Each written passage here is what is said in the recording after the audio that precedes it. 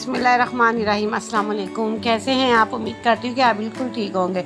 तो मैं भी अल्हम्दुलिल्लाह बिल्कुल ठीक। बस आज मैं आपके लिए एक रेसिपी लेकर आई हूँ जो आजकल इंटरनेट पे बहुत वायरल हुई है। ये जो चाय बनाते हैं ना, रोज़ चाय, आजकल इंटरनेट पे बहुत वायरल हुई है रोज़ चाय बनाना। तो मैंने कहा चलो मैं भी कोशिश करके देखती हूँ कि ये कैसी बनती है, क्योंकि बहुत वायरल हुई है। मुझे लगा कि बहुत ही मज़े की होगी, तो मैंने ट्राई करना शुरू किया। मैंने चीनी पत्ती डाल के, इलायची डाल के इसको मैंने भूनना शुरू किया। इसको कैरीमेट कर रही थी, क्योंकि उन्होंने कहा था कि कैरीमेट की तरह करें।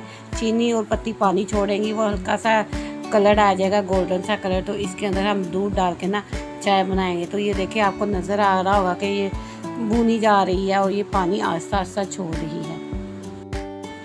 तो ये देखिए, कैरेमल होना शुरू हो गई है और इसने पानी छोड़ना भी शुरू हो गया है। लेकिन जब ये मैंने इसके अंदर दूध डाला तो इसके अंदर से ना ऐसी खुशबू आई जिसने मेरे ना, पता नहीं मुझे क्या हो गया, वो जैसे स्मोकी सी खुशबू नहीं होती, जैसे कोई हुक्का पी रहा हो, इस तरह की स्मेल सी आना शुरू हो गई। तो मैंने कहा चलो ट्राई करते हैं, ट्राई करने में क्या हर्ज हो। लेकिन जैसे ही मैंने इसके अंदर दूध डाला तो इसकी जो ना बदबू सी थी ना, हुक्के जैसी, सारे किचन में फैल गई।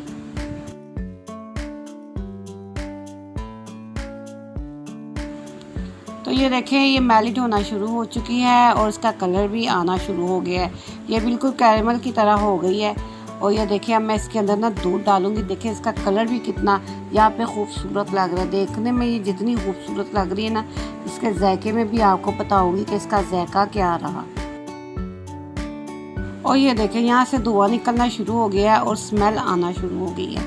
और इतनी गंदी सी स्मेल है ना कि आप यकीन माने, जब मैंने इसके अंदर दूध डाला तो पहले तो मैंने समझा कि ये आहिस्ता आहिस्ता पिघल जाएगी। ये देखिए पिघल भी रही है, जैसे चीनी पिघलती है कैरमल की हो। माशाल्लाह से ये पिघल भी रही है। देखने में देखे कितनी अच्छी लग रही है। मैंने पहले आधा दूध डाला जैसे उन्होंने कहा था, तो आधा मैंने बाद में डालना था, इसलिए मैं इसको पिघलाना शुरू हो गई।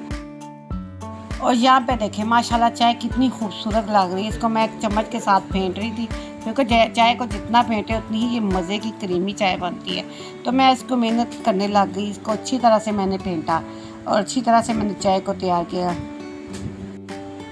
तो ये देखिए माशाल्लाह से चाय मेरी तैयार हो गई है। मैं इसको कप्पों में डालने लगी हूँ। कप्पों में डाल के जब मैंने इसको टेस्ट किया, उफ, क्या मेरा मुंह का जायका ही ख़राब हो गया। इतनी गंदा जायका, ऐसे लग रहा था कि जैसे मैं कोई हुक्का पी रही कि पता नहीं क्या चीज़ है। बिल्कुल टाइम वेस्ट, वक्त ज़ाया करने वाली बात थी।